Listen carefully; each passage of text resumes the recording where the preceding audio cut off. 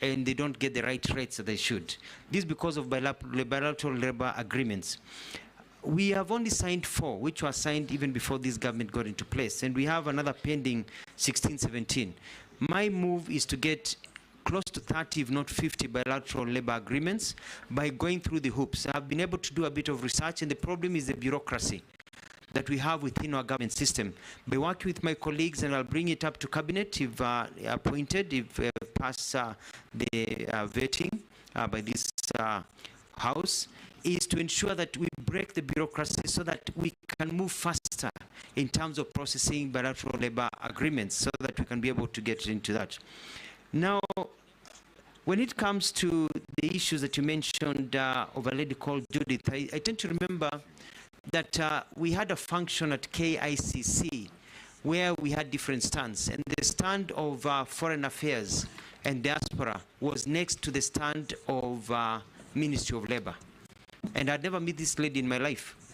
But she was the one who was showcasing what the Ministry of Labor, I was not the minister then, was showcasing the program that they had of what was happening. And when the president came, we were told to combine the 2 issues of labor because of diaspora at that time. And I was there with my PS and others, so I was introducing the president to the people who were presenting. And if you watch the clip, I didn't even know her name, and she introduced herself. That was the only time that I ever met her, and after that meeting, I've never met her again. So I don't have any conflict of interest. I saw her stories later on about her, and those are things that you remember when I was the Minister of Foreign Affairs, I had even called a meeting to discuss these issues of rogue employment agencies, and we'll come to, it's an issue that I'll be dealing with squarely. So you have an undertaking that you'll ensure that the people of Uasin Gishu who lost over 100 million shillings will get them, you'll investigate and get their money back? I'll give an undertaking that I will ensure that the rule of law is applied, and if anybody has to return monies according to the rule of law, we'll make sure we follow the process so that people get their rights, because it is wrong for people to lose their money through con organizations. That. Now, the issue of Canada is what I would call mischief. When I went to Canada, I had official meetings, not unofficial meetings. And we had an agreement.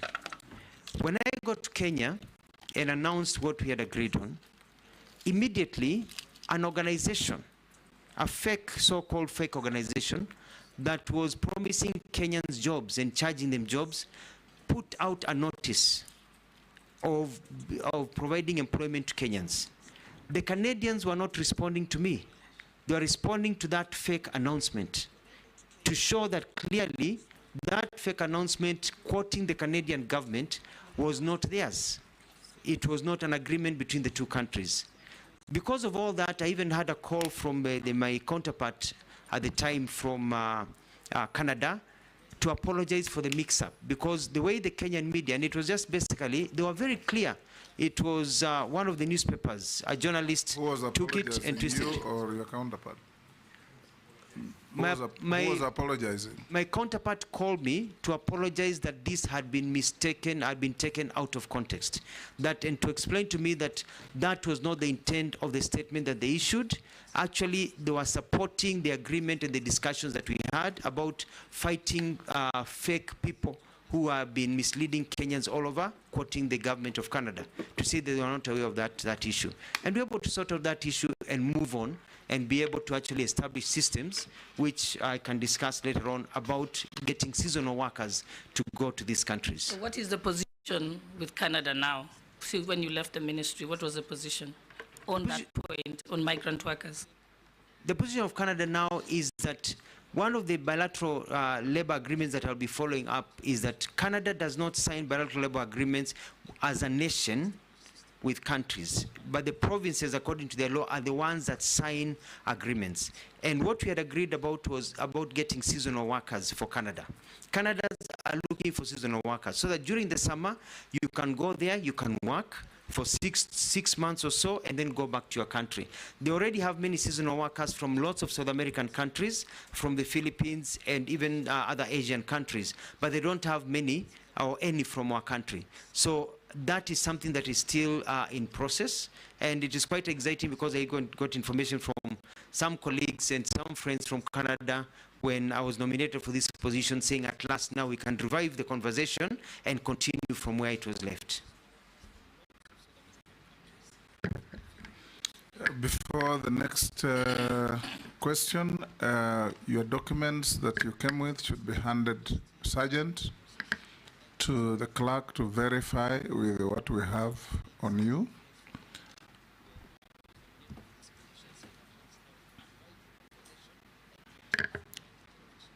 Majority Leader. Thank you, Honorable Speaker. CS, I'll just start my question from where you stopped on Canada, because then you are Foreign Minister now, you've been nominated to be the Minister for Labour. And the issue that you had then was a labor issue, basically.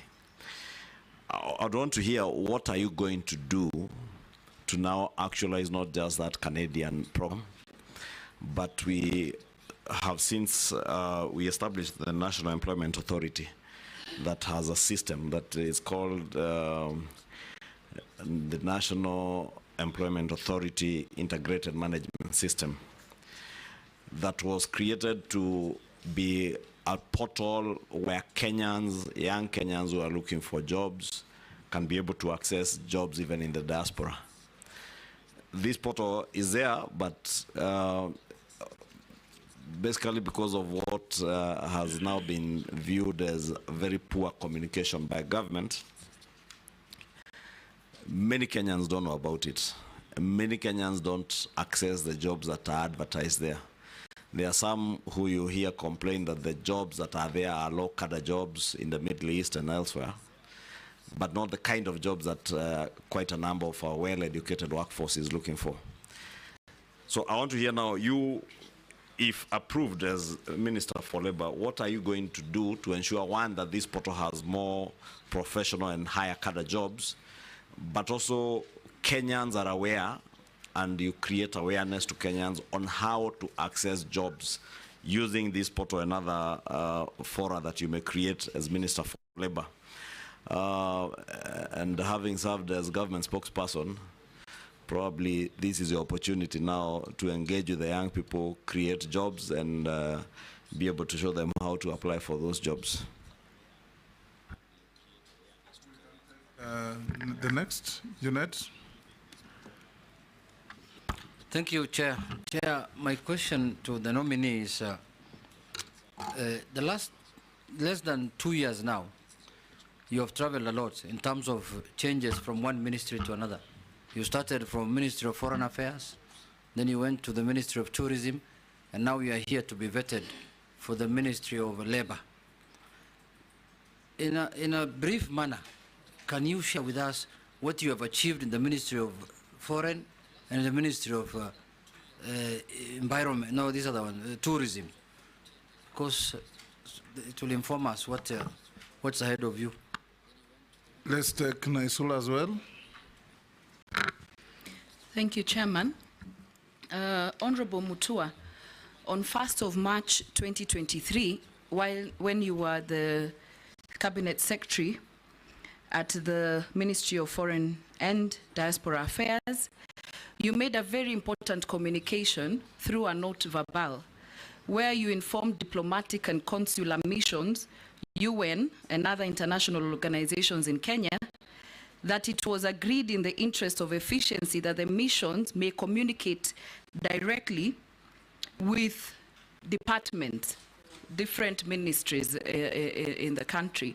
And you know now, even in the Ministry of Labour, you'll be dealing still with other countries. It is important for you to share with this committee and also Kenyans what informed your decision then, because normally we know that they write directly to the Ministry of Foreign and Diaspora Affairs, but now they could write directly to other ministries and departments. And the last question that I had is that how do you plan to handle the perennial industrial unrest in most sectors? For example, health, because you, as much as it is in health, you will play a critical role as the CS of Labour, that is in case you are approved and confirmed as the CS of Labour. Mini, you can answer those three. Thank you, Mr. Speaker. Sir, Majority Leader Honorable Shungwa, thank you very much about the National Employment Authority. And it is true, they have a website that many people do not know about. I've been in government for very long, I've never even looked at that website. And you know the old adage that if you wink at somebody in the dark, you're the only one who knows you're winking. And that is exactly what has been happening. The Kenyans who are looking for work, Mwananchi who is looking for work, has not really known about this portal and what is available. So one of the first things that I'm going to undertake is to have a good marketing campaign to ensure that Kenyans know about the opportunities that are there. Kenyans do not want handouts. Kenyans want to be given opportunities. They want to know where you can get their skills. They want to know how to apply for jobs. They want to know where the opportunities are. And because there's a mistaken idea that the jobs out there that are available are only jobs for house helps. Whereas when I did a bit of research and I looked at the available jobs in the countries like Australia, Germany, Italy, Kuwait, Oman, Qatar, Turkey, US, Canada are looking for people, and they are ready to employ Kenyans in various areas. For example, the international community are asking for about 11,200 jobs of drivers. If you can drive, they're looking for drivers. But we have to be a ministry that is able to take the person who is looking for the work and connect them with the employer and teach them also how to get those jobs. I know what kind of documents do you need to get those jobs. They are looking for another 8,400 domestic drivers. They are looking for hotel workers. We've got about 3,000, nearly close to 3,000 people in beauty. If you've done beauty, to work in a spa, to be able to do nails. They're looking for those young people to be able to go to Canada and other countries. Also in firefighting, in all the different areas, baristas, in heavy truck drivers, construction workers. If you're a mason, if you know how to do carpentry, you know, Australia is looking for you. So we are going to make sure that people are able to know that regardless of the field you are in, nurses, doctors, people are looking for Kenyans to be able to work. So as you wait for the economy to grow, because our job is not to send people out of the country, we have to also grow jobs here. As you wait for our economy to grow, in the meantime, do not give up hope. We are going to make sure that we connect you to available opportunities and also help you gain the right skills so that you can be able to get to those jobs. Honorable Jeanette, you asked a question about moving from one to the other. The other day, I was thinking about my good late friend, Honorable John Michuki, who quickly served in the Ministry of Communication and Transportation, as it was called then, and then transited to Ministry of Interior, and then very quickly to the Ministry of Environment. And when I look at the thinking behind the president moving from one ministry, is because that I move in, and in a very chap-chap manner, I'm able to enact processes that are able to grow the system. For example, in the Ministry of Foreign Affairs, I was able to sort out an all-standing issue of deployment. You know, for a long time, people felt that they are deployed according to who knows who. I set up a system so that if you're in the service, you know that when your time comes, you don't need to know the minister, you don't need to know the PS, that automatically you fall into place to bring a sense of fairness. I was also able to work to get a lot of MOUs that had pended to be quickly worked on and to move faster so that we can get into all these agreements so that people can be able to move faster. I was able to also work closely with the president to prepare for trips that were not mainly just diplomatic in nature, but were also very economic in nature. Because it's all about getting other people's money to come to our country, bringing money to our country. And I was at the forefront negotiating for companies to come and open factories here in this country. When I moved to the Ministry of Tourism and Wildlife, I quickly looked at where do we get our tourists from? Why are we losing tourists to other people? And by meeting all the stakeholders, I've set up a system where we are concentrating on markets like the African market and other markets that can give us the numbers that we need and the money that we need. I also, by looking at reorganization of how Kenya Tourist Board does its things, is to focus on key areas of marketing our people. So that people can come to this country. I was able to deal with the issues that I talked about, I don't want to repeat myself, about human-wildlife conflict and the arrangement of those things that were done. So I'm very, very proud of the work that we did. But I did not do this because I was sitting in the office.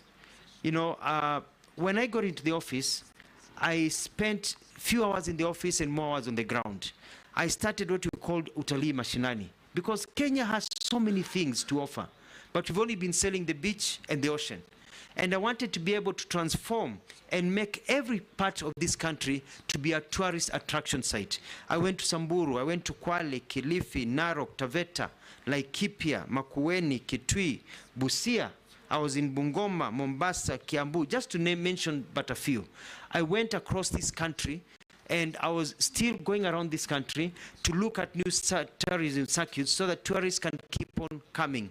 I had a very big plan, which I hope my colleague, which I've talked to her, she can continue. And that is transforming our coastal area to be the entertainment zone for the continent of Africa, to be the Miami of Africa, to be the Riviera of Africa, so that people who are landlocked in the continent and others can come just to have a good time at our coastal area, enjoy our culture, and be able to move on. On the final question by Honorable Lesuda about the note verbal, this was done not just by myself, but an agreement after cabinet discussions of how we could cut down the bureaucracy. Because you look at, for example, the amount of money that we get as grants and loans from foreign nations, and the amount of money that we spend of those monies, we are only absorbing 25 to 30%. So here we are crying out that we don't have money for development, yet close to 70% or 65% plus of the monies from donor countries are unspent. Why? Because of bureaucracy. By the time the process goes between an ambassador to come and see a minister for this activation to go from the Ministry of Finance and back, it takes forever. So the idea was, can we speed up? But it was not just a blanket where a minister, an ambassador would wake up and just walk into the office of a minister. No, no, no. You talk to the minister, but you also communicate to the Minister of Foreign Affairs. And when the minister was approached by an ambassador, they communicate to the Minister of Foreign Affairs, and during their meeting, there would be an officer sent from the Minister of Foreign Affairs to sit in that meeting to take notes. What it was cutting was that direction of note verbal. A letter comes from my office, it goes to the, or comes from an ambassador, goes to the Minister of Foreign Affairs, the protocol division, spends a day or 2 days there as it's being sorted, goes to the relevant team, it's sent to the ministry takes 2-3 days before the minister sees it, the minister works on it, it comes back, the dates are wrong, and then now it goes back that you need new dates. It can take 2 weeks just to book an appointment of 30 minutes. But when they talk among them, you say, no, I can't make it tomorrow, can we make it next Wednesday? 2 minutes, they have agreed on a date to meet, to make sure that things are moving forward. I submit. Chairman, there's a question is not answered on the industrial, the strikes, the health, you know, I gave that as an example, but also on what he has said on the note of verbal, the same thing, Chairman, you've been saying about communication.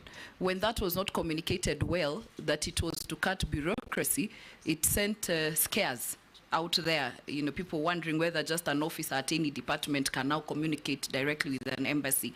So that's what has come out clearly here about communicating what you would like to do.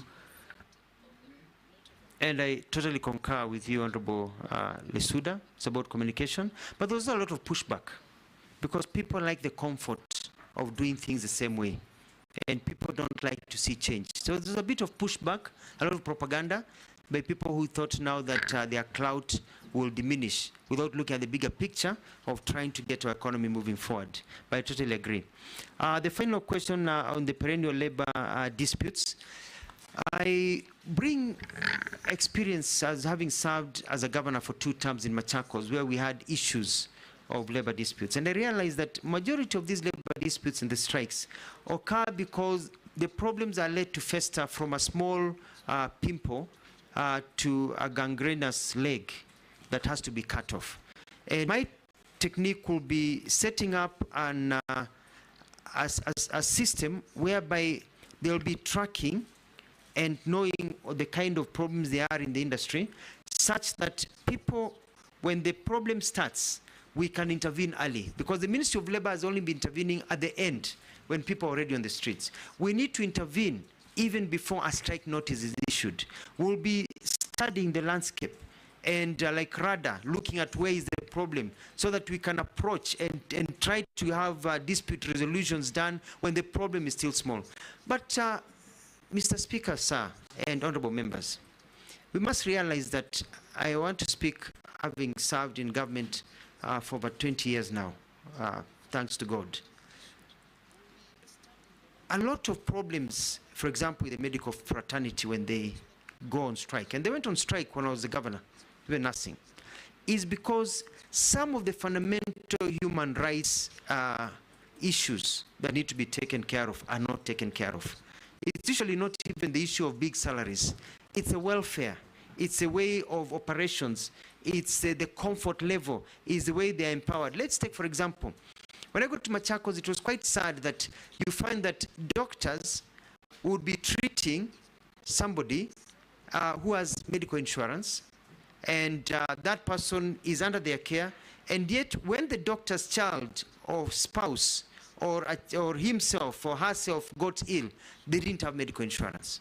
So it is correcting some of those employment issues. And one of the things that I want to do is look at enforcement of the Employment Act to ensure that we give workers the benefits that they deserve according to the law, because when workers are work in a good environment, it increases productivity. Productivity means growth. Growth means more employment opportunities for our people. I submit.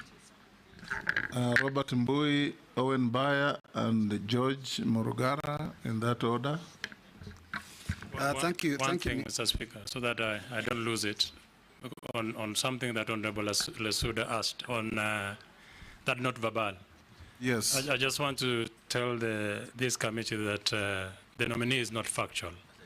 It's totally inaccurate. Challenge him. Number one is that not verbal was the most unfortunate decision that has ever been made in the Ministry of Foreign Affairs. To delegate their core mandate was wrong. And that thing was reversed immediately. The Prime Cabinet Secretary came into office. It was wrong.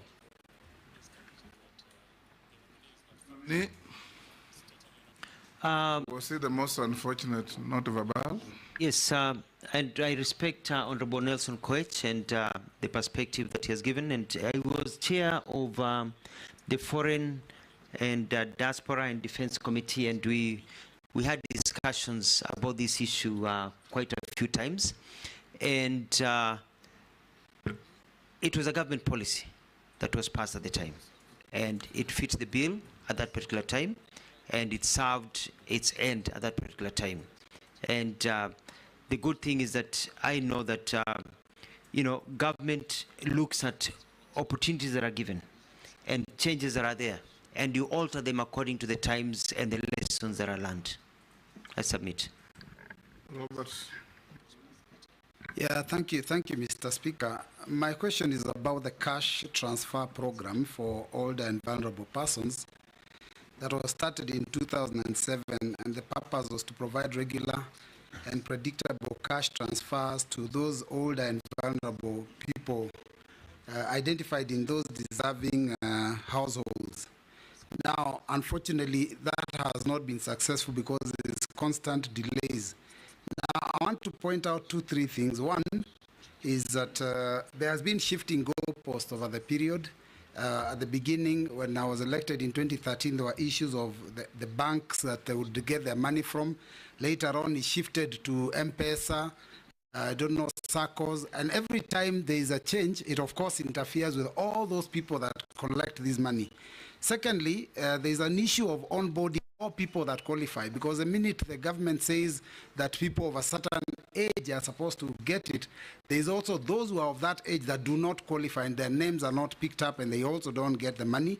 And thirdly, there's the issue of interference by county governments. I'll give an example of Machakos County when you were governor in 2013, when the national government was picking names of those that would qualify to be given money. The county government also collected names at the same time, and those that were collected at county government obviously never got the money because there was no capacity. How would you handle those things given this docket? Thank you very much, Honorable Speaker. Honorable Speaker, I would like to address this question to our nominee on labor disputes. Nominee, this country loses billions of shillings because of labor disputes and strikes and such things. But the unfortunate thing that has always happened in government is we wait until a labor dispute comes, we see it looming, you know, and nobody takes action until people give notice. They give 3 notices, and people go on strike and disrupt labor and productivity in the country. The Ministry of Labor has a mandate to preempt strikes, to have a discussion with human capital to ensure that we don't get into situations like that. Like when KQ had its strike, it was devastating to the economy. But we had a minister in charge, and there wasn't much that was done until now it came to threats, to courts and all that. But at that particular time, the country is grounded. How do you intend to be different such that this ministry is useful in terms of ensuring that this is not a country that chases away investors because of labor disputes? I thank you, Honorable Speaker. Thank you very much, Mr. Speaker. Nominee, unfair labor practices, very common in our country. The labor and employment courts are actually flooded with all these cases where we just don't do it right. You are going to be the custodian of government policy as regards employment. One of the most unfair labor practices in the country is for the government to take interns, young people on internships. 1 year after that, they are let to go. And yet those government departments soon thereafter start advertising for positions, and we also know that people go on retirement, natural attrition. Would you be bold enough to advise the government that these interns should actually be the first port of call for the government in matters employment? And as we speak, they are looming strikes because of the first 5 or 6 cohorts who have been released. Nominee, you can answer those 3. Thank you very much. Let me start with Honorable Mbui on the issue of Inua Jamii. I think the challenge we've had with Inua Jamii is that, and I've done my research, is that people have tried to be creative, and it is now improving, but it's an old syndrome, and that's why we have devolution, whereby you are giving 2,000 shillings to an old grandmother, and you want that grandmother to travel from the small village in the middle of nowhere and go for 100 kilometers to the county headquarters to get the money. But this eventually went down further, even to M-Pesa and other systems. And my study is that we are still not being able to get to the ground completely, to the people who are most deserving. And one of the things that I'll do is work closely with the county governments and also with the national government system to go to the village-based system, not only for identifying the people who deserve the Inua Jamii funds, but also to collect data of the ones who exit, but also on the payment module.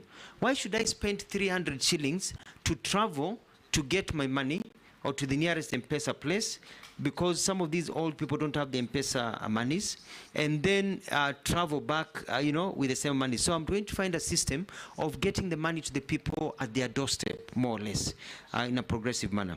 As you know, we already have about close to 1.8 people in the system, and looking at how we can get 1.8 million or 1.8 people? 1.8 million beneficiaries, people, and now we want to move it to, according to what has been discussed in the cabinet I served in, close to 2.5, and continue to onboard them. But I'm also concerned, Mr. Speaker, about the classification of people who are suffering from various disabilities, because the monies don't go to the disabled person, they go to the household. And so you find that many disabled people fall through the cracks. If you've got 1 or 2 members of a family, then that becomes one unit. And furthermore, the disabled even have at times higher challenges than the abled. And we may need to be fair in this country and see what we can do to give them slightly more money compared to what we have. Initially, everything was paid on the US dollar. It was supposed to be $20, but with how the economy has grown now, they are getting 12 to 15 US dollars, not the original 20 that was thought of when you look at the inflation and the changes that are there. So this is an issue that is very close to me. I mean, the question about Machakos, I think there was maybe a miscommunication, because the government of Machakos that I served in as a governor were never collected names for Inua Jamii or social protection. The names we were collecting was for water mapping. We were doing research to find out what are the needs in terms of water delivery in the area as a marker of poverty. But our data was for county government. The national government was collecting its own data. Moving on to the second question by Mheshimiwa Baya about disputes. I agree with you. And I'm going to set up, if vetted and this committee proposes my name for appointment, an early warning system. And I'm going to look at all the sectors and have people who are confidently can come. I keep an open door policy for those members of parliament that have even come to my office to see me. I keep an open door policy for the different sectors to talk to me.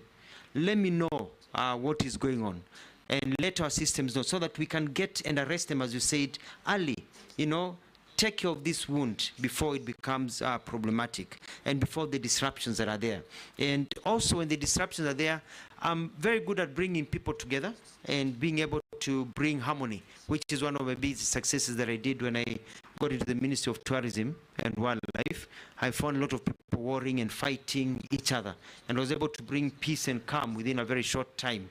I remember having discussions with the Honorable Ishungwa about it, and I was able to bring peace and sanity, and I believe I can be able to do the same because of the experience that I had in Machakos.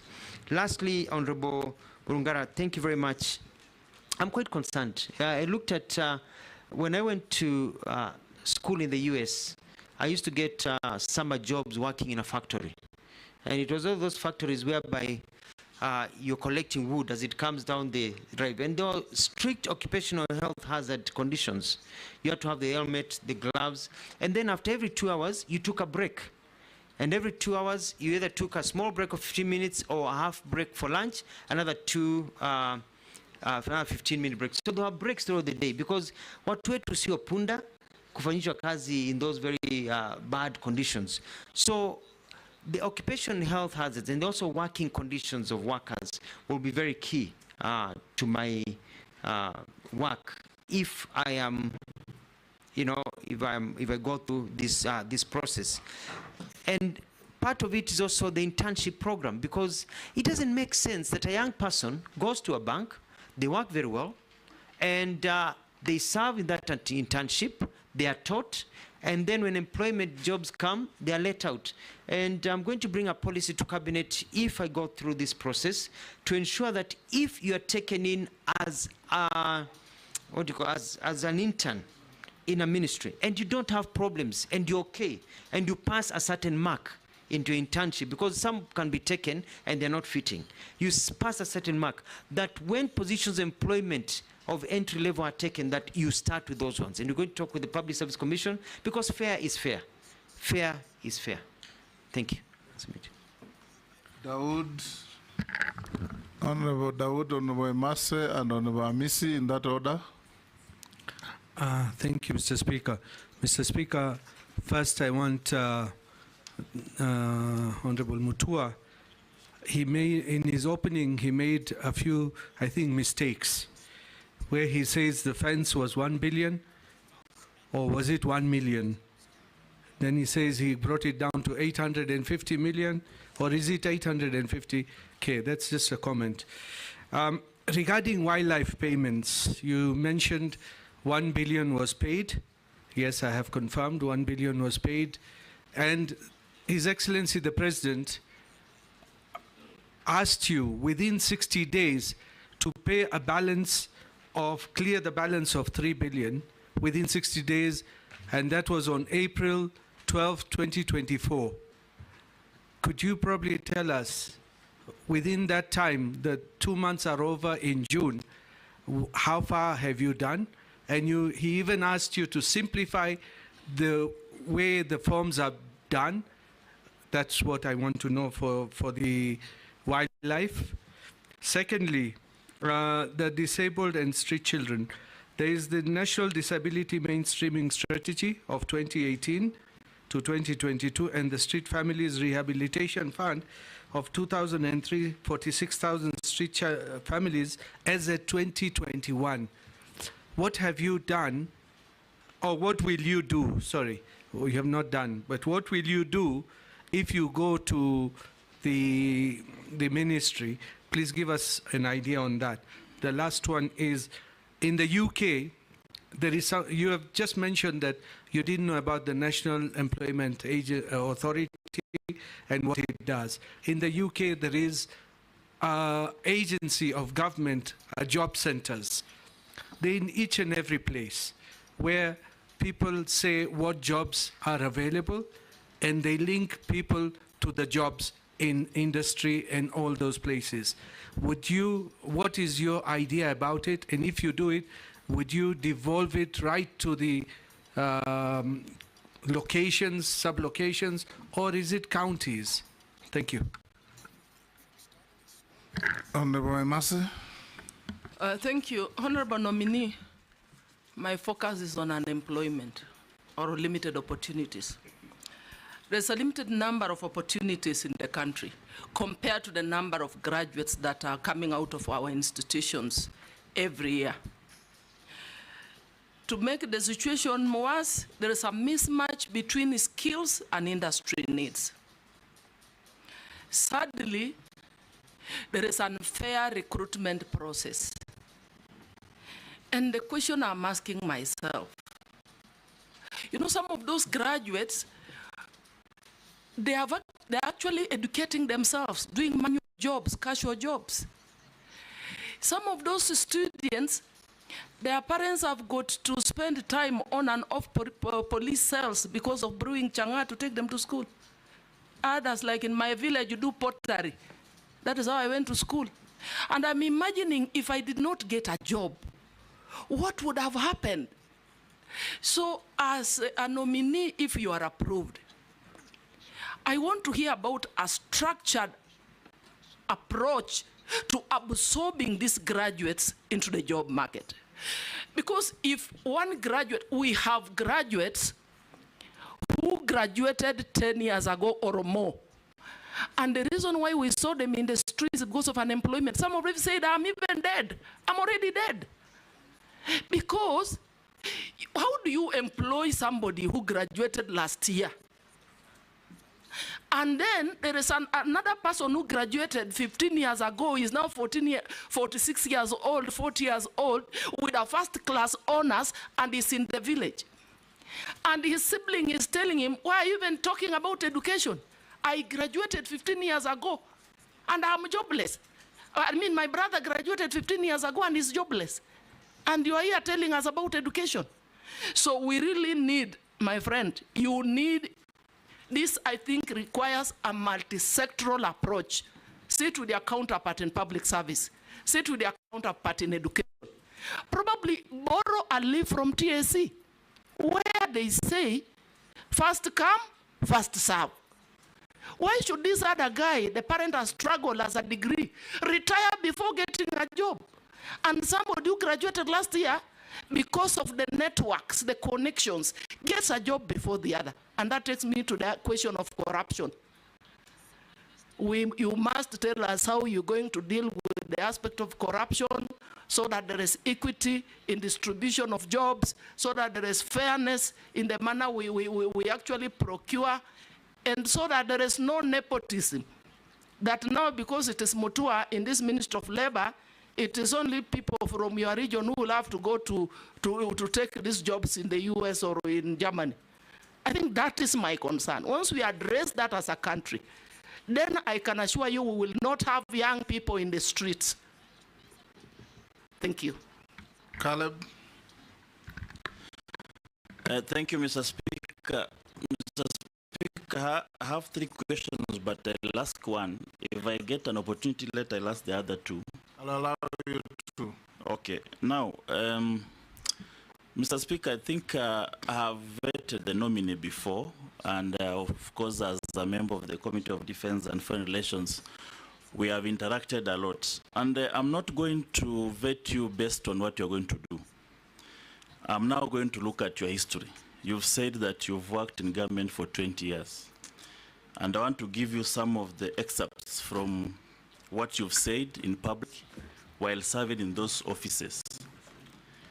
When you were the spokesperson of Kibaki regime, their press conference and pronouncement you made on Oscar Foundation, 2 hours later the officials were killed, assassinated. It gave the regime a bad name. Whether it was true or not, the pronouncement gave the regime a bad name. In the same regime, you also pronounced yourself to the visiting senator, Senator Obama, as a very small man that we should not bother about. He later became the president of the United States of America. It also gave your regime a bad name. Later on, you also said that you want to rejuvenate the entertainment industry. And you started a Cobra Squad as one of the things that you knew this one is going to revitalize the arts and the music industry. It performed poorly and later disappeared from the screen. In the same regime, we also, during the Kazi kwa Vijana initiative, you said that all the old trees in town must be cut and instead replaced with flowers to beautify Nairobi. Something that did not go on well with the environmentalists and the champions of tree planting. When you become the governor of Machakos, you started a program called Chap Chap, Maendeleo Chap Chap, bought ambulances and all that. Most of those programs flopped, and nothing much came out of it. You actually turned it into a party called Maendeleo Chap Chap instead of the Maendeleo itself. Later on, during the stint as a governor, you once visited the State House with the Right Honorable Raila Odinga, and you confessed that be fair to him, it was not a stint. He served 2 terms. Yes, 2 terms. Yes. So around that time, you visited State House with the Right Honorable Raila Odinga in a state event, and you said the president now serving, who was then the deputy president, squeezed your hand very hardly and painfully. You even reported to the Kilimani police station. Nothing came out of that case. Recently, as a Minister for Foreign Affairs, on an X, what is now called X, it was called then Twitter, when Turkey had a devastating earthquake where thousands of lives were lost, you promised on the behalf of the Kenyan government that food and the medicine will be donated to that country. Right now, even the officials of Kenya in Turkey are embarrassed to face the government there because nothing was delivered. And it has embarrassed this country forever in terms of Turkey and the Kenya relationship. And lastly, where you just came from, as a Minister for Tourism, you said that all tourists arriving here must plant trees, and they'll even have a fee on it to buy the local seedlings. Something that we don't know whether it was passed by the cabinet, where it was a road declaration. This one puts a lot of skeleton in your closet. What do you say about it?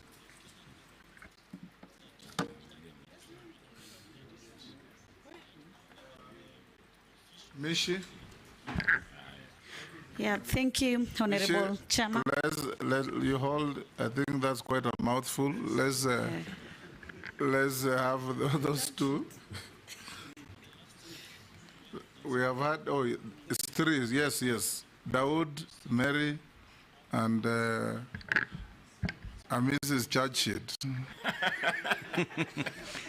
Thank you, Mr. Speaker. So let me start with the Honorable Dawood.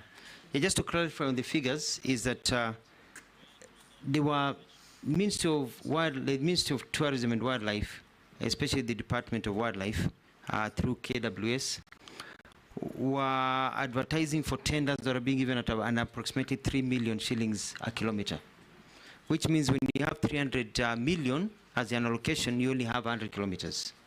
And by bringing it down to 850, instead of 100 kilometers, we're able to get 352 kilometers of fencing. And that saves money for 90. About the jobs, and I'm glad because you were there during that meeting when the president talked about compensation to people. We started the process, and one of the challenges that we face in this country is bureaucracy. The president gives directives, and then they are caught in the annals of bureaucracy, treasury, through the systems going on. The process had started, and I hope it will continue. We did not meet the target because of the normal bureaucracies of getting money from here to go here, even though the money is there, but it is something that will be carried out.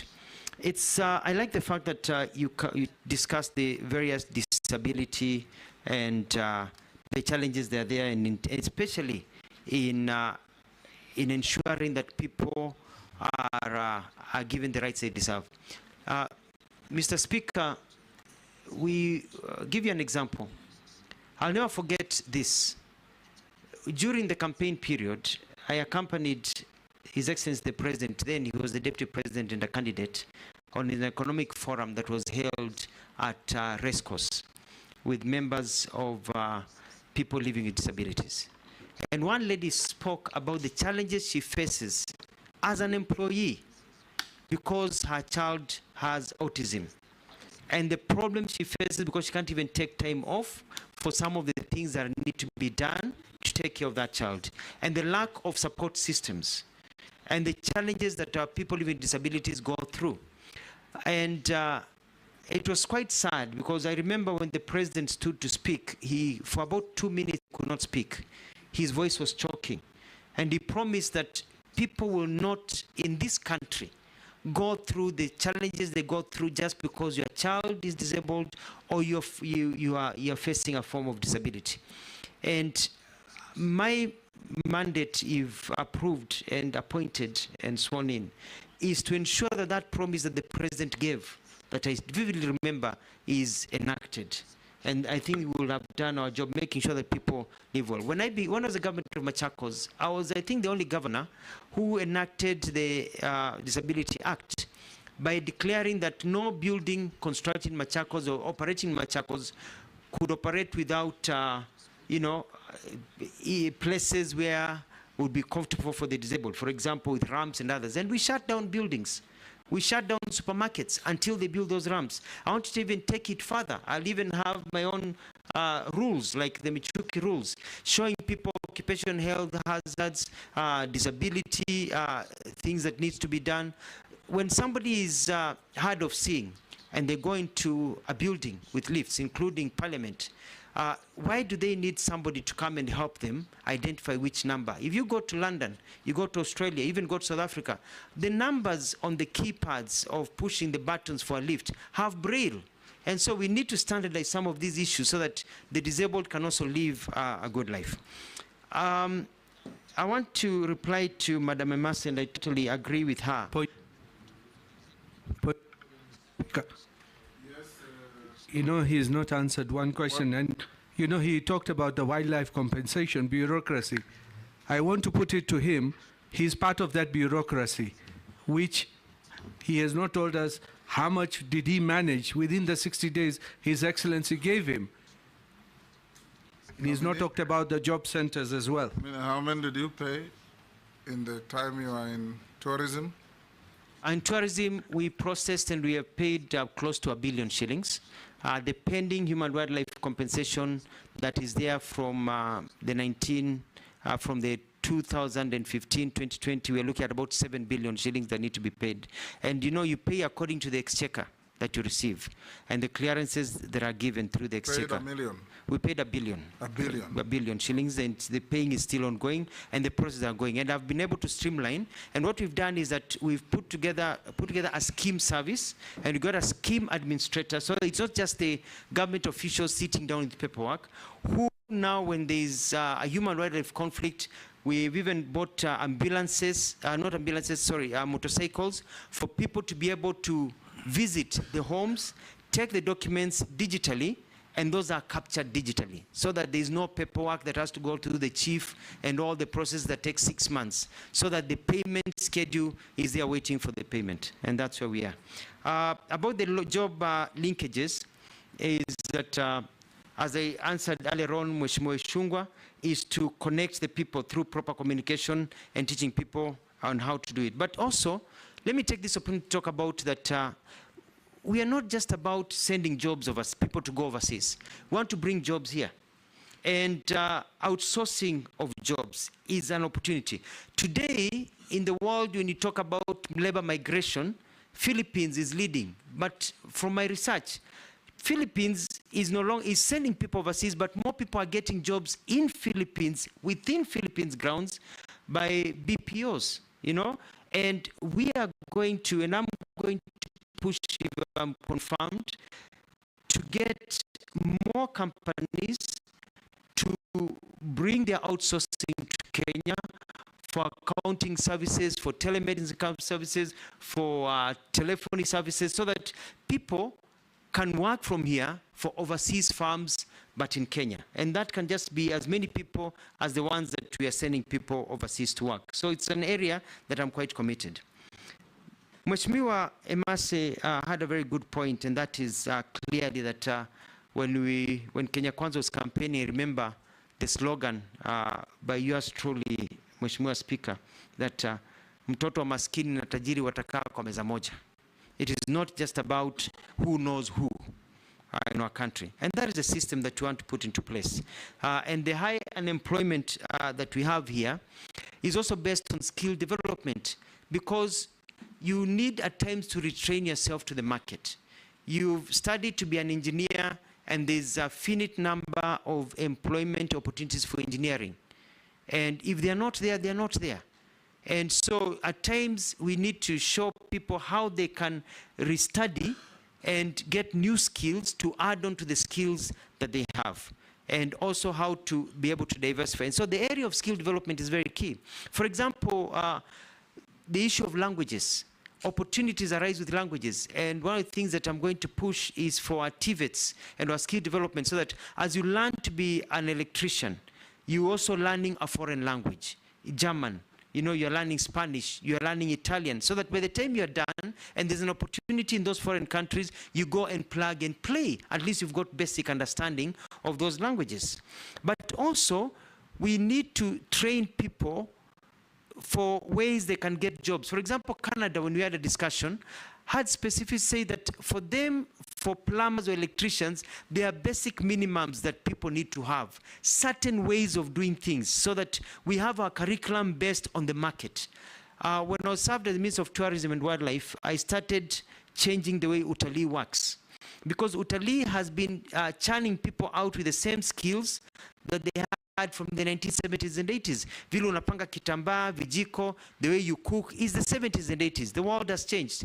So that now the market tells you these are the new international standards. So that when people leave Utalii College, for example, or leave any TVET, they don't have to be retrained to work anywhere so that it's plug and play.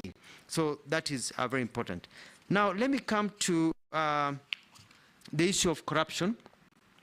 And I have always been known to be very fair in terms of work and labor. And I'm going to ensure, like what our president has told us, that you did not nominate me to be a cabinet secretary if approved of Ukambani or Machakos, where I come from, but a cabinet secretary of the entire country. Because nobody sends a postcard to be born from Luya land, or from Kisii land, or from Turkana, or from Kiambu, or from Coast. Nobody sends a postcard to God. It's where you're born. And you have a right to receive government services properly without fear and favor. And it's the same way in terms of opportunities for jobs across the entire. So I'm going to work with my colleagues, and our president has been at the forefront of this, and if I'm getting an opportunity to join his cabinet, we're going to push this to ensure that there's equity in terms of people getting opportunities, especially also people suffering with disabilities, and also our young men and women who can work. Honorable Caleb, Mheshimiwa Speaker, has made quite a few allegations, and I'm going to answer them one by one. And it's unfortunate that most of them are basic propaganda, but I'm going to prove so. Number one, the Oscar Foundation issue that happened was quite unfortunate. Yes, Mr. Speaker. But it doesn't come at the end. There's a Kenyan who has sent a message that you took the former president of Machakos to launch a modern Dubai-like city. He's asking me to ask you, where is it?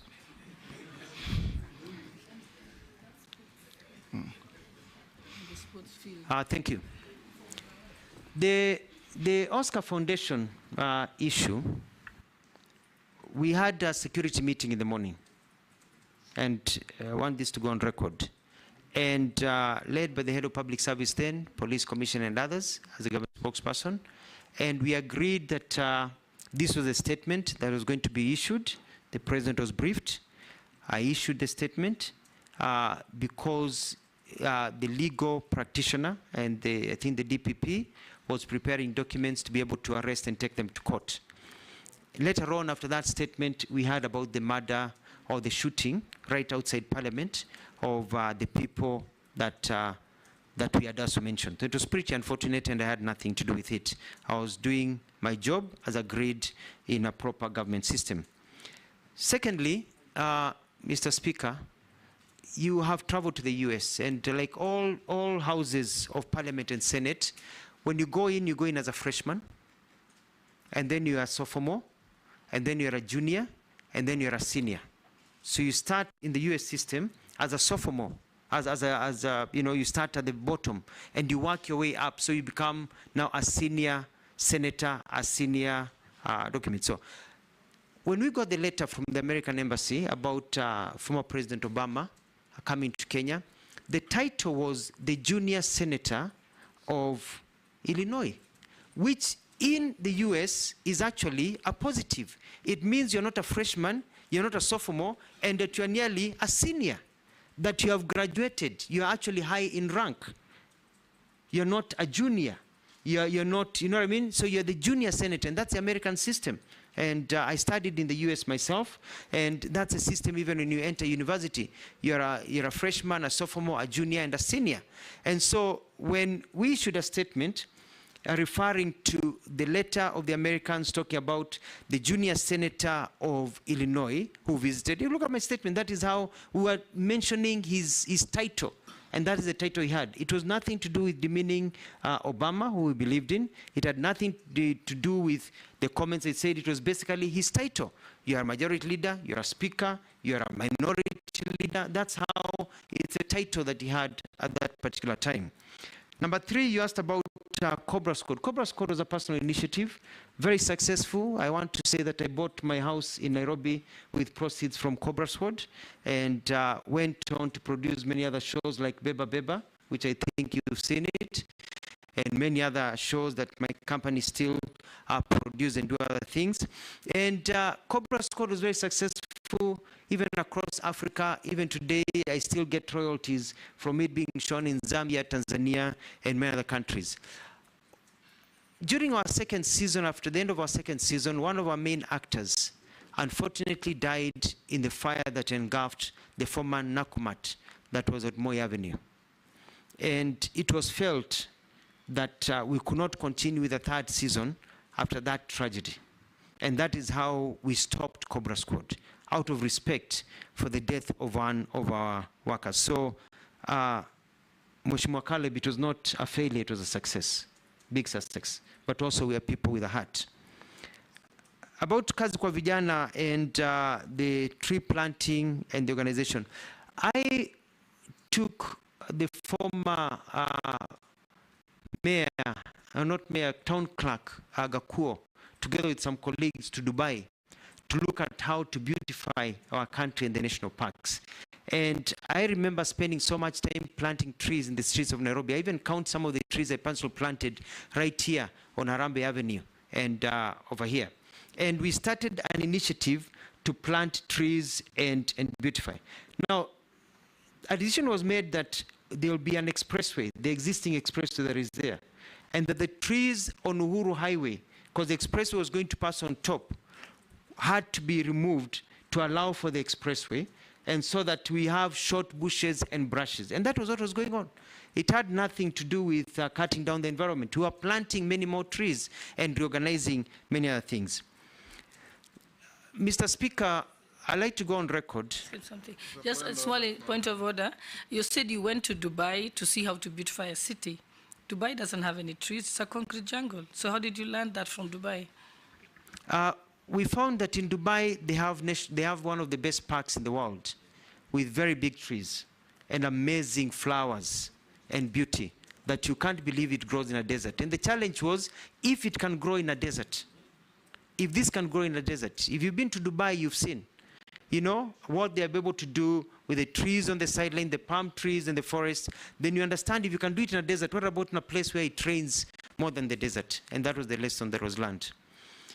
Now, when it comes to my success in Machakos, I bought ambulances in Machakos that cut down the time it took from a person from being taken to hospital from the half an hour to 2 hours on a boda to 1 to 2 to 3 minutes.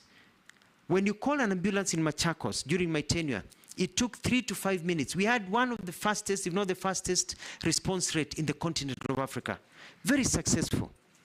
And it was so successful that I was even given an award in Africa as the best governor in the continent of Africa. And the ambulances are still there in Machakos. And they're extremely successful. And the health system that I set up in Machakos, including building the first cancer ward, the cancer center, which treated people free of charge when you have cancer, to show that you don't have to have money to continue, has been quite successful. My track record in Machakos is known all over this country, and all you need to do is just visit Machakos when I was governor, and you could see the things that we did, the roads that we built, the markets that we established, the stadiums that we put together, and you'll be able to see the track record. There are naysayers, people in the opposite. Yes, Nelson. I don't know what's happening with Honorable Mbui and Honorable Mule. Is it something they know? Because they are laughing sheepishly. Why are you giggling? Or politics of Ukabani. Mr. Speaker, I didn't want to make any comment, but I was member of Parliament of Kadhiani, which is in Machakos, when the Honorable Mutua was the governor. And I mean, this is sounding like a movie. Mr. Speaker, you know, Go on. When I worked from where you left. Yes, when I worked in Machakos, I did amazing things like build the People's Park, the ambulances, and there was a big opposition. And because I was talking and doing things that they only see in movies, they even started calling me Mutua Cinema because they only see it in movies. And the people of Machakos were so happy, regardless of their campaigning against me, that they re-elected me for a second term. Very, very successful. And I beat them hands down, actually. And so I would challenge, Mr. Speaker, the people of Machakos who benefited. In actual fact, Mr. Speaker, there's a small problem happening in Machakos right now, and that is that I was approached by the officer in charge of registration when I was completing my term, and said that there's going to be a problem because a lot of children being born in Machakos are now called Alfred Mutua. But I said they are not mine. And they said it's because most of them now are born in ambulances that you put into place. Because before, in Machakos now you don't find children called Nzilani because they're born by the side of the road, you know, or others, because now people have that dignity. Moving on to the question of the squeezing of my hand, Mheshimiwa Ruto later introduced me to Mheshimiwa Nyonyi from Wanyama, who I felt his grip of the hand, and I realized it was not actually squeezing of there's a person who can really squeeze the blood out of your hands. And it was put during the political times. It was a political move at the time. Now about Turkey, I'm surprised by the comments made by...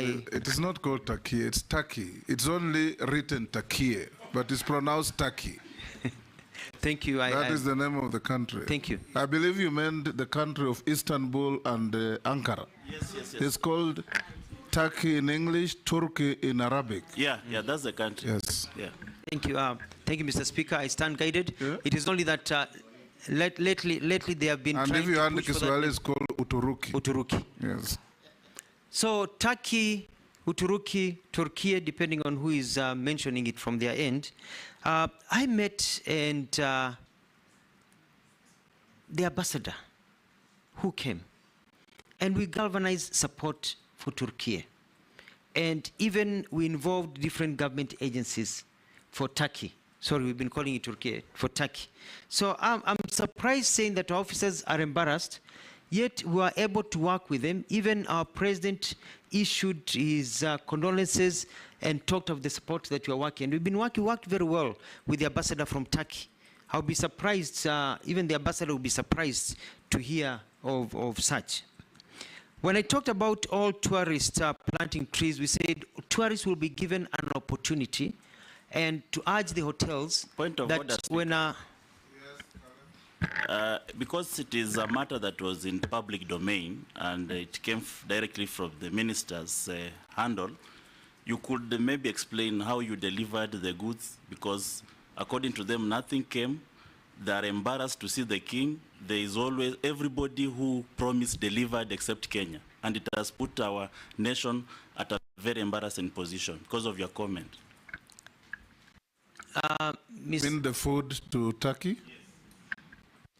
Mr. Speaker, if I remember right, we even were able to galvanize blankets and rice and other items that were sent. So I'll look into it to find out where Honorable Caleb is receiving that information from. It's a surprise to me. I'm hearing it for the first time from him, because I've not heard of any complaints, and we worked very well as a government to help our brothers and sisters who have also always stood with us.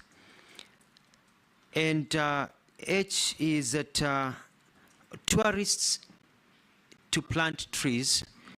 We issued and we say that we're going to encourage tourists coming to our country and hotels. And I had a meeting with the stakeholders to be given an opportunity to plant trees, and even came up with a formula which they have actually been using, where you are asked when you come in, do you want to add 20 shillings to your bill, so that that 20 or 50 shillings is for a tree where you can plant, and they can show you to plant, and that is something that now is starting to take traction as it continues. So it was not physical planting of trees, it was fundraising for tree planting. It was fundraising for tree planting, and for the ones who want to plant trees, we had even designated an area at Nairobi National Park where people could go and plant trees, because some of them are so keen on the environment to go and plant. And the idea was to showcase where Kenya is in terms of environmental protection. It's an opportunity for people, and many people are very happy to be given that opportunity. And I know, honorable members, you've gone to places where after you make a payment, they ask you, do you want to add 50 shillings for this? Do you want to add 70 shillings for this? So it was that opportunity to be able to serve. Point of order. And lastly, was that money accounted for? Yeah, that's what I wanted to ask, Speaker. When you said fundraise, was it an approved cabinet decision? And if it was, how much has been raised up to now? Sorry, Mr. Speaker, not fundraise, but be able to give people an opportunity. For example, if you come to a hotel and the hotel tells you, we have seedlings for you to be able to plant a tree.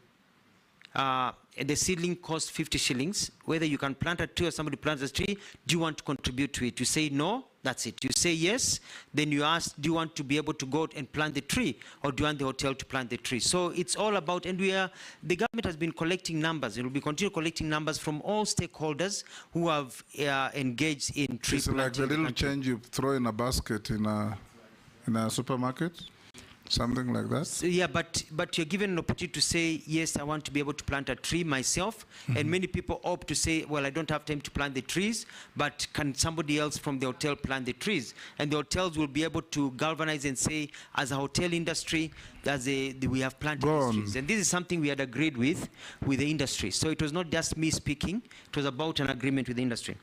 And lastly, Mr. Speaker, and let it go on record here, because many dreams of our Kenyans are destroyed by selfishness of leaders. And forgive me for saying this. When we came up with a program of Machakos New City, we brought investors who signed MOUs worth 2.1 trillion shillings to bring investment not just in Machakos but across the country, using Machakos land that was available and other systems. And we started the process. Mheshimiwa Johnston Muthama and the Wiper Party went to court and got an injunction against us. Point of order, Chairman.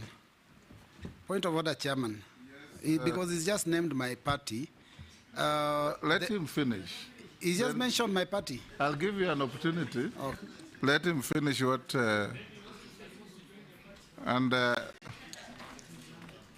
And I want, go on, nominee. They went to court and put an injunction, and an injunction was issued by court that we cannot proceed with that program until the court rules otherwise. The court took 5 years. Justice delayed is justice denied. Despite that, we were able to continue. And when the court ruled, and remember it was Justice Odunga, because I have the court case, when he threw out that suit and said actually it had rendered the people of Machakos poorer over time because all those investments were lost. They went to Rwanda, they went to Ghana, they went to South Africa. Today, as we sit here, some of the problems we are facing with Gen Zs is because we've not been able to grow opportunities for them to work. That was a valid dream that was stopped by leaders who are more concerned about political clout of one another rather than taking care of the people of this country. We have to be able to be selfless to know that some programs you may not support them, but they are good for the country. And we support them because they provide employment and opportunities for others. We lost, the person who has built Dubai Mall, he came and he committed $400 million. That is the one that had a component of Formula One? Yes. The same component. He had committed to put a sports city and hotel system and everything, and even connect the highway from Machakos all the way. He came, he met the president, he met us. I went to Dubai, we signed an MOU, and the MOU is still there with him. But when it went to court, he took his money to Rwanda, and the rest of the money he took to Angola. Who lost? The Kenyan poor. The Gen Zs who are demonstrating because of that. What is your point of order? My point of order, Chair, and I want Kenyans to listen keenly to this. Yes. Mr. Speaker, the nominee has accused the Wiper Party of taking him to court. Now, at the point when he came up with this proposal, he had just been elected as Governor Machakos County on a Wiper ticket. I was also elected as a member of parliament on the same party ticket. I was not involved in any issue to do with with a court case. Neither was the party, because the party decision would have been taken at the national election, the NEC Executive Council. So when he says that the Wiper Party took him to court, he's being economical with the truth.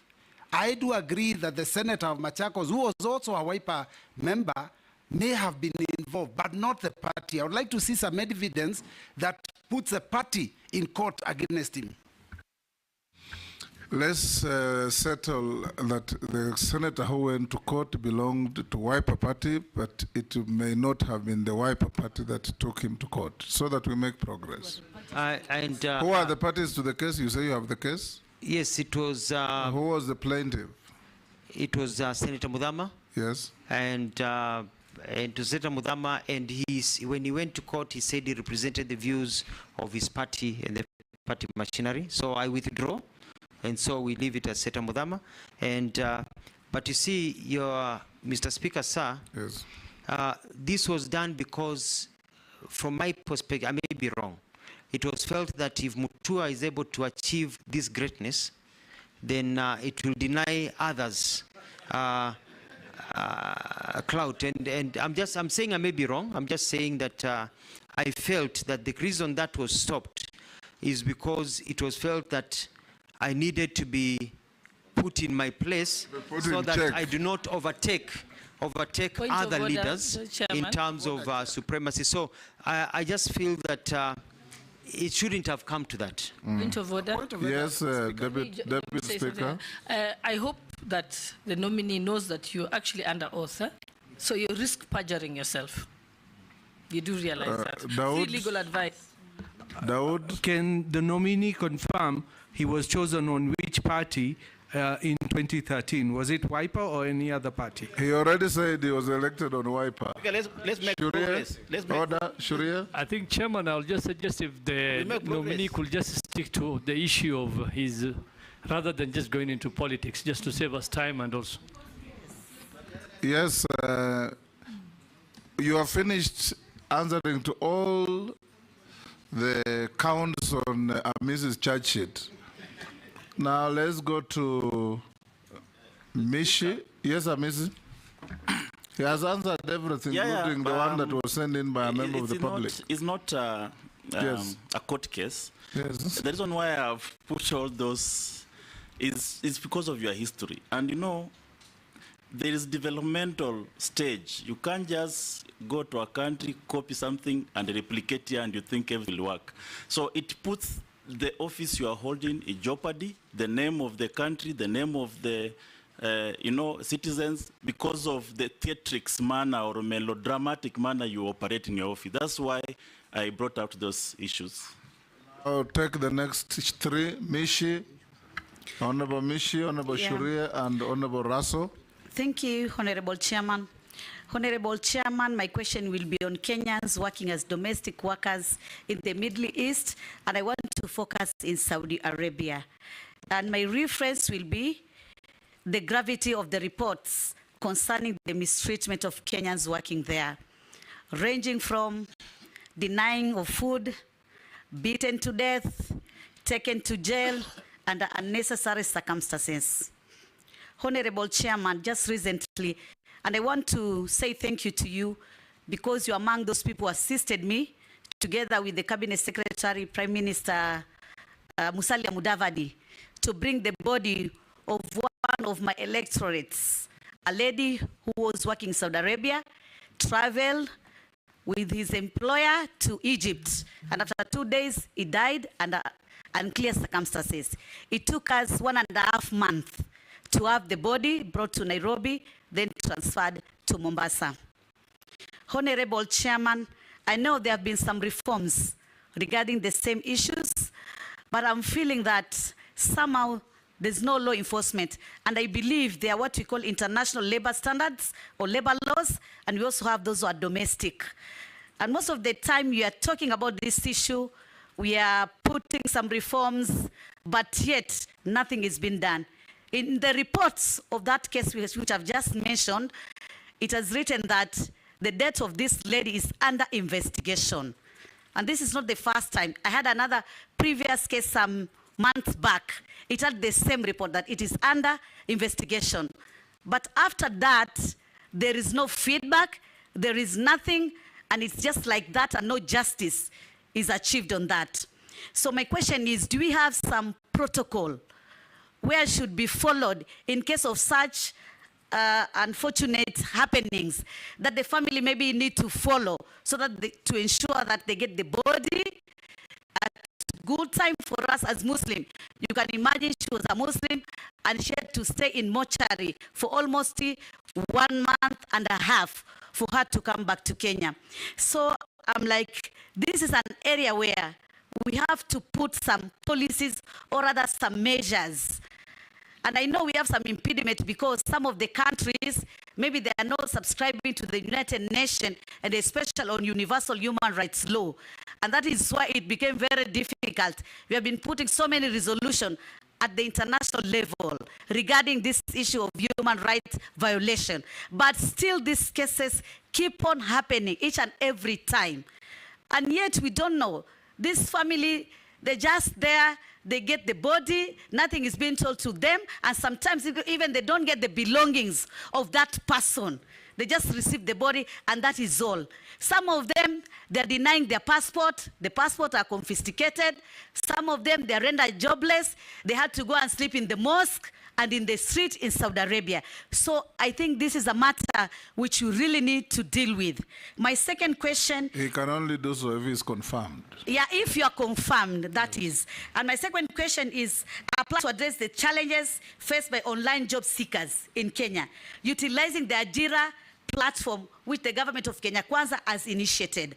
But I know it has been marred by so many challenges, from digital infrastructure, especially in the rural area, lack of digital literacy, fraudulent job seekers, job offers, whereby our youth have lost millions and nothing is being done on that. What kind of intervention will you implement to tackle these challenges and ensure equitable access to online employment opportunity to all our Kenyans and more so protect them from these fraudulent offers? On a light note, because now maybe you're going to be confirmed as Waziri for labor and social protection. Kenyans are thinking that you should minimize this drama, especially on your marital status, because somehow they can jeopardize your character or put you in a very negative situation. Because now we want to see that even our cabinet secretaries are very Point of order. about opulence. Order, Mishi. Yes. I think there is no requirement for one to be married to be considered for public office in this country. I'm saying that drama, there'll be some drama. You have talked about opulence. You talked about opulence on Murchumba Murkomen. You talked about opulence on Honorable Jogo. This committee will not open anybody's bedroom. Shuria,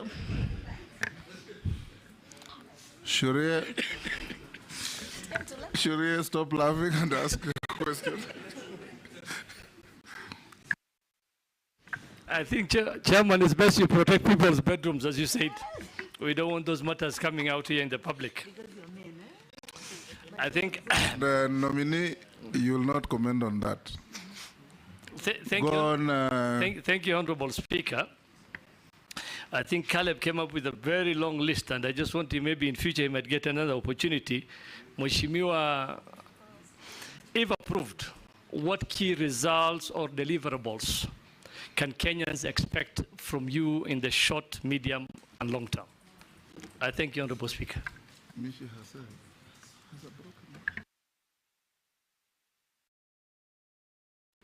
Honorable Raso and then Mule. Thank you very much, Honorable Speaker. Honorable Alfred, you are the governor of Machakos, and also you are government spokesman.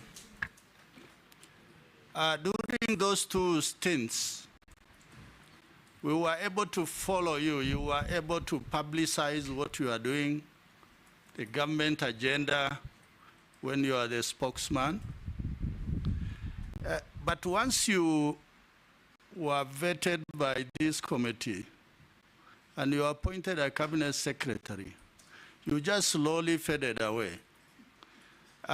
Is it that maybe it is comfort zone to be a cabinet secretary? Or the dockets that you occupy were not really engaging? Because Article 152 clearly says what is cabinet. The president, the deputy president, the attorney general, and 14 to 21 cabinet secretaries. Those are the people who run government. And because of your background, we expected you to really support the government you are serving, particularly in advising them on the area of communication, because your PhD is on communication. So maybe you will comment on that. Honorable Speaker, I need to ask something on labor. Not preamble, because I am just asking 2 questions because of time. Go ahead, go ahead. Thank you, Honorable Speaker. Honorable Alfred, my second question, we had 2 generals in the army, the late General Mlinge, General Mahmoud. During the army recruitment,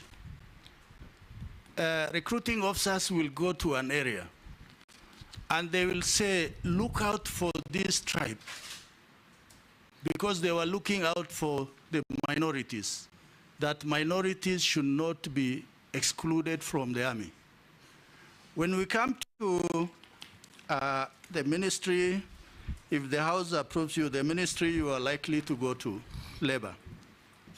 Do we have systems in place to monitor, to evaluate, to look for minorities? Because I think it's not good enough to just speak on the radio, the social media, or the Gazette. And yet a lot of youngsters who are in the rural areas do not have access to many of these things. So if the House approves your nomination, what is it that you are likely to do? That there is regional balance, ethnic balance, and a lot of youngsters will be able to get opportunity in Kenya and even overseas. Thank you, Honorable Speaker. Thank you very much. And no Machakos drama. Thank you very much, Mr. Speaker. I stand guided. Mr. Speaker, I want to ask the nominee. This country, and I want you to tell the civil servants in this government, there have been unrest in different cadres, doctors, nurses, lab technologists, electricians, whatever. And once there is unrest between labor disputes, there is always a negotiation and an agreement is arrived. But time and again, you'll come and hear that the same union claiming that the government is not honoring the agreements. As you get into this ministry, can you tell Kenyans what will you do to make sure that every agreement between the civil servant and the government of the day are implemented to the letter, not to leave it just to unions, not to leave it to the ministry itself, not to leave it, even, we saw the last one for doctors, whereby we have a ministry for labor, but the head of public service had to come in for negotiation. When we have a standalone ministry for labor, please, if you are approved by this committee, tell Kenyans today how you will do differently to make sure that we don't get this embarrassment to the employees of government. Nominee, you can answer those from Honorable Mishi, Shurie, Raso, and Mule. I want to agree with Honorable Mishi about the gravity of the issues.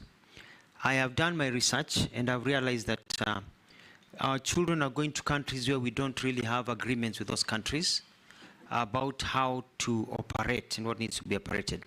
This used to be a big problem also, because I remember I sat on this seat, Mr. Speaker, and I promised that if confirmed and appointed as a Minister of Foreign Affairs, my first trip would be to Saudi Arabia, and I did that. I went to Saudi Arabia, I met Kenyans, I met people who are suffering, and we started the process of changing, and a bilateral labor agreement is to be signed between Kenya and Saudi Arabia and some of these countries, which I will push for. One of the things that I would like to do is also get lawyers, our lawyers from the Attorney General's office, to go to some of these countries and study and understand their laws. Because we need to know what we are dealing with. Because what we may think here is important may not be covered in their laws. So that we can also be able to know how to navigate those countries, because we can't go and impose our laws to them. And we see how we can work with them, especially if they are not signatories of international conventions that we are signatories to. And the protocols that need to be measured. And my apologies that, you know, you've had to go through many of these challenges where people die and they can't even get their things to be brought back home. It is also important also about online job seekers, going with the question by Honorable Ishungwa. It's all about communication, people to know how to do it. But I want to set up a proper portal that will answer many things, so that you look at available opportunities, but also to weed out all these crooked agencies. We'll publish, as a government, a portal and lists, which you can even put in the newspapers, of the approved agencies. Because people keep on asking, is this right? Hii advertisement ya Canada ni ukweli, hii ni ukweli. So that now any advertisement without the name of a company, we can be dealt with, you know, according to the law, because they'll be lying to people. And if there's a name of a company, people can cross-check the government website or government documents and be able to verify that that is a recognized and proper company. And don't be surprised if we have to knock out a few companies and bring more in that are straightforward, so that they don't lie to our people. So we're looking at a one-stop shop in terms of connecting people to jobs. Mheshimiwa Shurie, I was saving this for the end, but thank you for your very good question.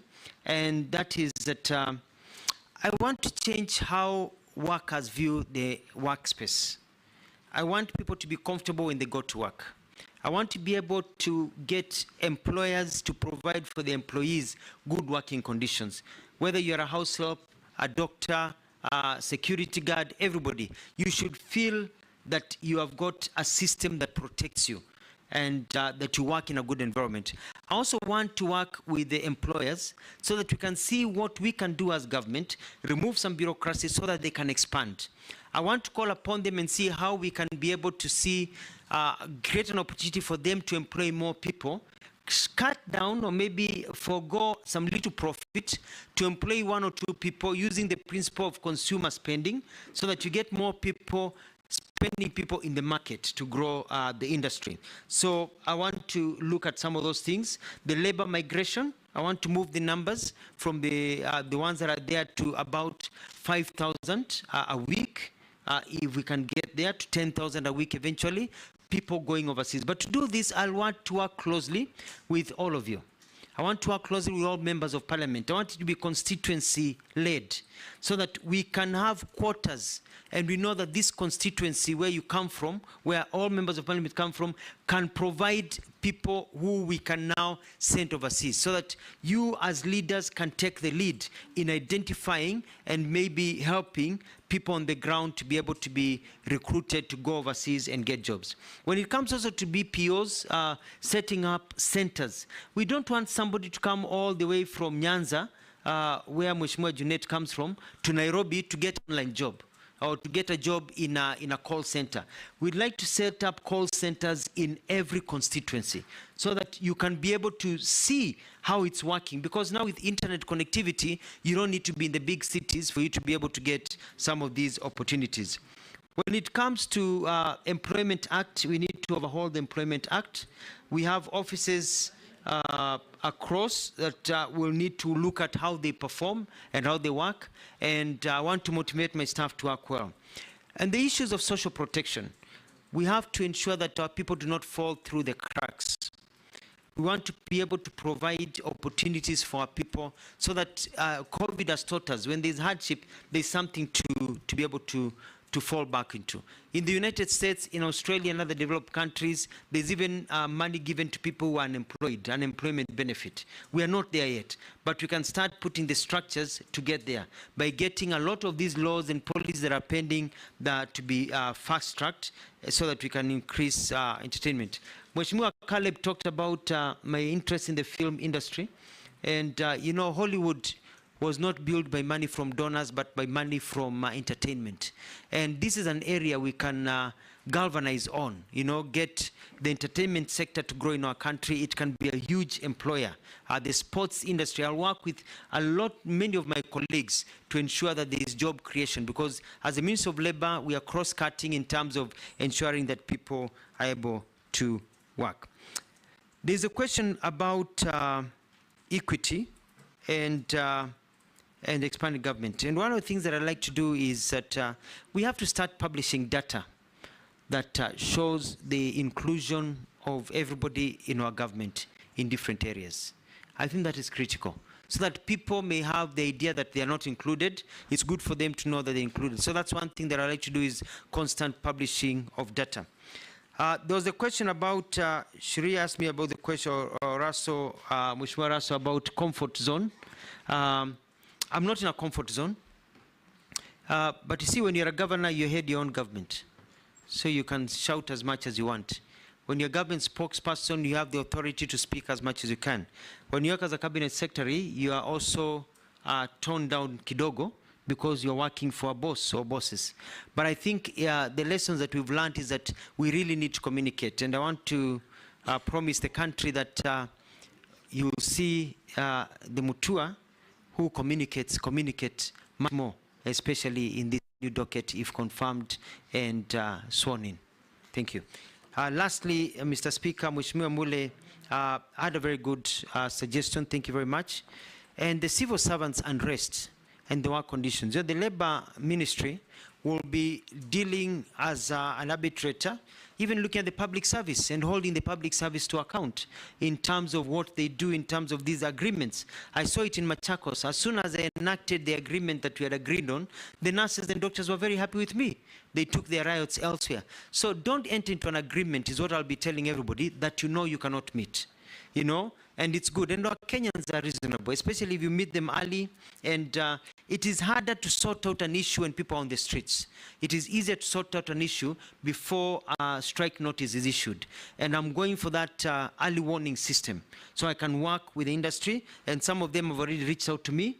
They're saying, if you're appointed, if you are vetted and you go through, we'd like to come and meet you, because they are festering wounds. And so I'll open my door to meeting, and so we tone down all of these issues. I submit. Chairman. Nelson Koech. Yes, Posing. Yeah, thank you, Speaker. Nominee Honorable Mutua. My question is this. If you look at the ministry, or when people look at the ministry you are going in, not your ministry, should you be approved? Ministry of Labor and Social Services. People only see the minister. There's an argument that people only see the minister during strikes. So it's almost being called what somebody told me. It's called a strikes ministry or a firefighting ministry. That's the only time people can be able to engage or see the minister for this Ministry of Labor and Social Services. Honorable Mutua, tell Kenyans who are watching you and us and this committee to be able to look at how to analyze you for suitability in accordance with Section 7 of the Act. What else is expected of this ministry that Kenyans don't know? Maybe they have not been communicated, or Kenyans can expect from you, so that they don't see Honorable Mutua today in the vetting. Should you be approved? They only see again Honorable Mutua during what? Firefighting, when there's a strike in this country, then they see, oh, there's somebody called Mutua. What else will Kenyans expect out of you, Honorable Mutua, within your ministry that is not of strike? Thank you, Speaker. Kikaria. Thank you, Chair. There are industries that exploit workers, mostly the casual labor, by paying them below the stated remuneration rates, denying them the union rights, and health benefits, exploiting them to unsafe work, exposing them to unsafe working environment. What measures will you take to address this? And secondly, it's about the street families. Now with the new constitution, we used to have the Rehabilitation Trust Fund, but that was run under the Local Government Act, which is no longer in force. But the street families keep on growing day by day. What action will you take first to reduce these numbers, or even to address, because most of these families, it's not that they don't have, you find kids on the street, but they go back home, or even now find a family, a mother with children on the streets. So what are you going to do to address this very, very needy issue that we need to take our kids back to school? Thank you, Honorable Chairman. Answer those two quickly. Thank you, Mr. Speaker. I'd like to say that in terms of labor and social protection, I agree with Mheshimiwa Kosing that people only seen when there are riots. Now, I'm going to go around this country. I want to visit all the constituencies to talk to Kenyans and especially young people about the opportunities that are there. Kenyans are not lazy. Our young people are very active and very smart and very sharp, but they need opportunities, not handouts. And so I'll be traveling to all the counties. You'll see me. I'll be very heavily on media, telling to them about the jobs, the kind of skill development. I'll also be looking at the working conditions of factories. Do not be surprised if 1 or 2 or 3 factories are shut down because of poor working conditions that go even against the international tenants, because we have to make sure that our people are respected in the way they work.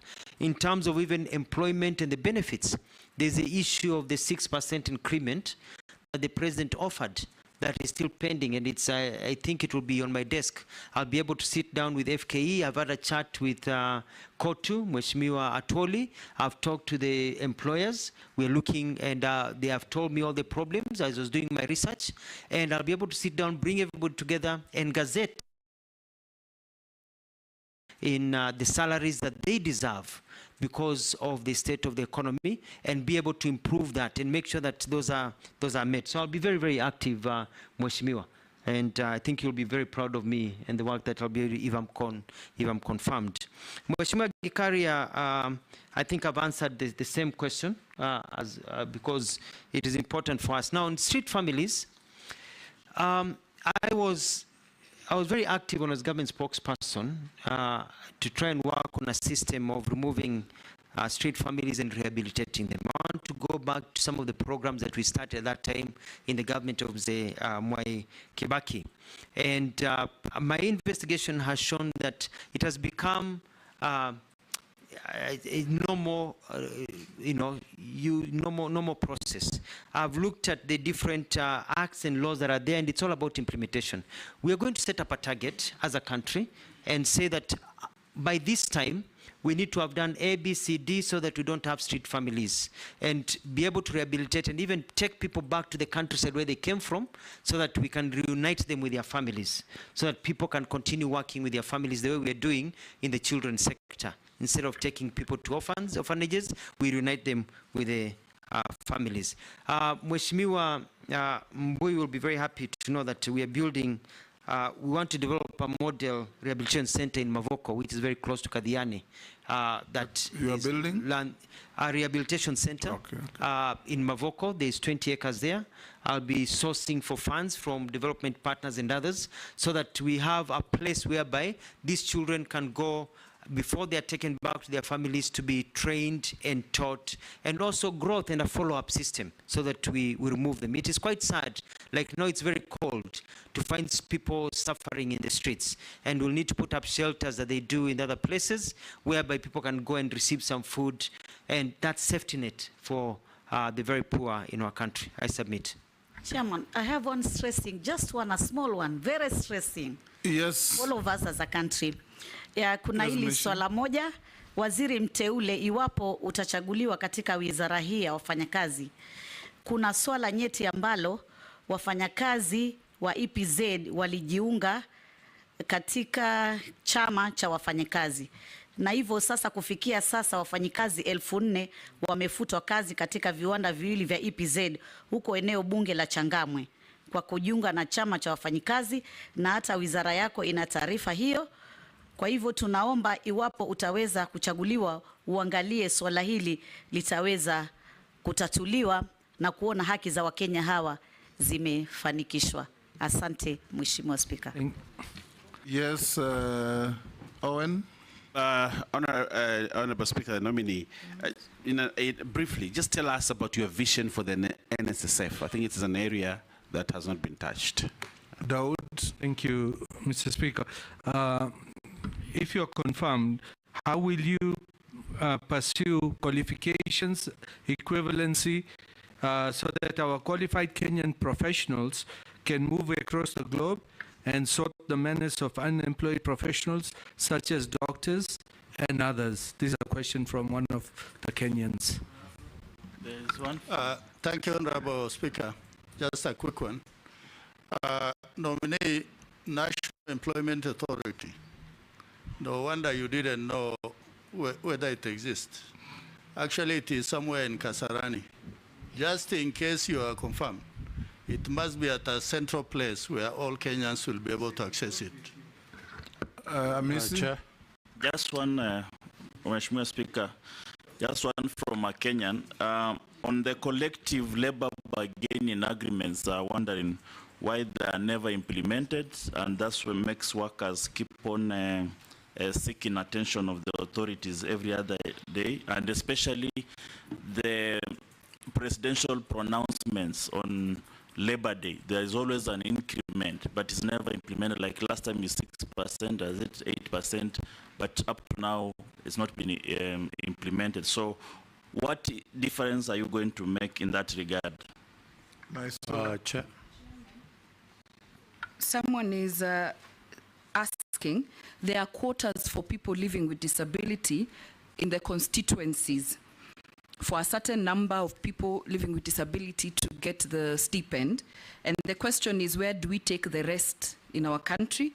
Just like the old who, when they turn 70, it should be automatic upon medical confirmation, then all people living with disability in our constituencies should be taken on board. And the last question is, kindly ask Alfred Mutua this question. Upon confirmation, you should go to those foreign countries and negotiate with tech companies to allow Kenyan citizens work for them from Kenya without using VPNs and residential proxies. There are a lot of job opportunities in the tech industry, but we can't access them due to location restriction. There are very many, from transcription, captioning, machine learning, data entry, chatting, software development, etc., instead of exporting labor. Yeah, Chair. We must. Thank you. Yes.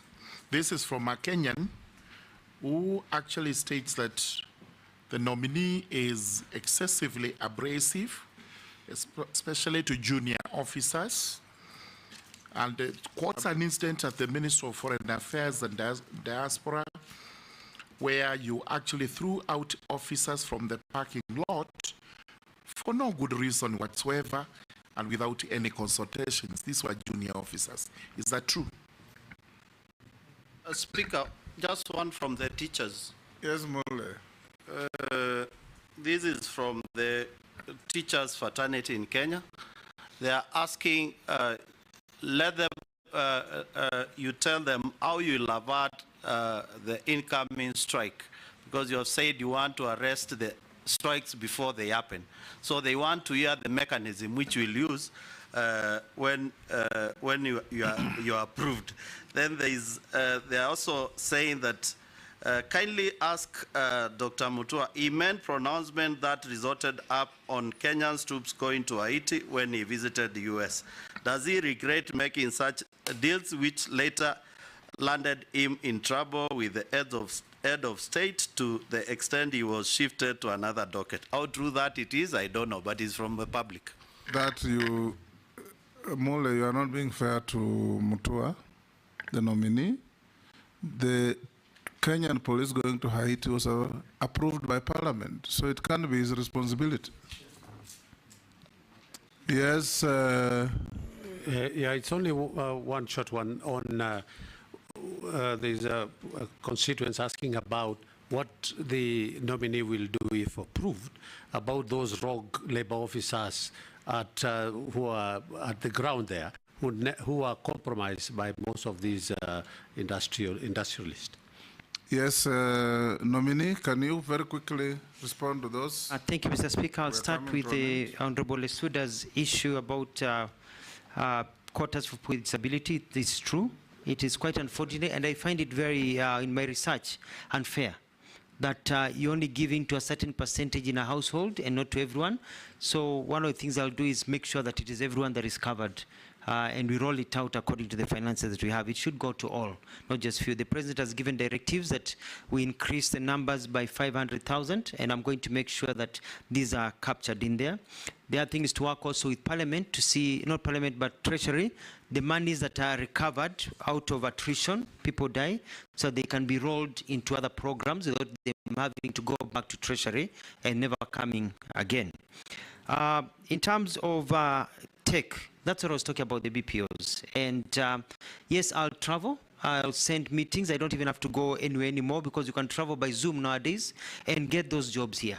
We need the jobs here. In as much as we also want Kenyans to go overseas, we want to have those jobs in Kenya. And so we're going to remove all the bottlenecks, and I'll have a cabinet paper to remove the bottlenecks and provide opportunities for people here. Murugara, you had a question about being abrasive. That is somebody just being mischievous and trying to use this house. People love me very much. All my employees, you go to Ministry of Tourism, you go to Foreign Affairs, you go to everywhere I've worked, employees love me. Allow them to say so. I'm very, self-declaration. Yes. Because I really care. And I've always talked about the welfare of employees. One time I'm on record asking, inakuasha nini kama mwenzako anapata nyongeza ya mshahara ama anapata cheo nyingine? Inakuasha nini if your fellow worker moves forward? Why do we keep on constraining people so they cannot get promotions? Why does it, that person is a father and a mother to somebody else? So I have very good working conditions. What happened in Foreign Affairs and Mheshimiwa Speaker, you know, you've served there, is that there are vehicles all parked outside the parking lot, such that it looked like a car park instead of an office, because they have parking lots. And I got in, I said, you cannot have the image of the foreign office where you have ambassadors coming, foreign dignitaries, and the cars are covering everywhere. Looking like a terminus. Yeah, looking like a terminus. And so we said we move the cars away and the ministry to provide another place for the cars to be parked. And that is what has happened. But you know, people, they don't want change. They want that comfort, and they didn't understand. Now, if you try to take the cars back there, they'll fight you. They'll tell you, no, we like it the way it is now, because it looks better. So it was a good move. That is somebody who is just mischievous and trying to take these opportunities. But I remember when I left Foreign Affairs, some officers came to see me and they were crying. They were sad I was leaving. So I don't understand about being abrasive. I'm very, very polite to everyone. About the teacher strike, Mheshimiwa Mule, I'm going to call for a meeting if I go through this process and meet with them. And I want to tell teachers in this country that I will listen to you. I respect teachers and will iron out. There are no issues, because even if you do a strike, even if you do mandamano, you will still have to sit down. Why don't we sit down early and sort these issues? And I'm very fair, and I'll ensure fairness. And in terms of the issues of qualifications and verification, we have a skill development system that I've studied and I've looked at it. I'm going to enhance it, because what happens is that you want to be a doctor in Australia, even though you're in the Commonwealth, you still have to go through rigorous testing. And so it's to enter into agreements that you can go and work in these other places without having to go through the same retesting. But that is also improving the quality of how we do things in our country. Submit. Nominee, I've also received a few issues from Kenyans out there watching this. They ask, will you ensure that employees insure their employees, so the employers insure their employees? What are you going to do about skewed funding between Child Welfare Society and Children's Department? UHC staff who have been on contract for long with half salaries, what are you going to do that? Where some elder Kenyan has said, I think to all of us, where are the issues of older persons in this interview? If confirmed now to you, what will you do for the welfare of older people in Kenya? Another part, you asked? Okay, Robert asked that. Another person, I think this must be from Naivasha, there are serious labor problems in the flower sector. What will you do if confirmed? Another one says, what will the nominee do, or what does he say about the minimum wage proposal of 30,000 for security workers? Another one, and this is says contractual jobs in Kenya don't have retirement benefits.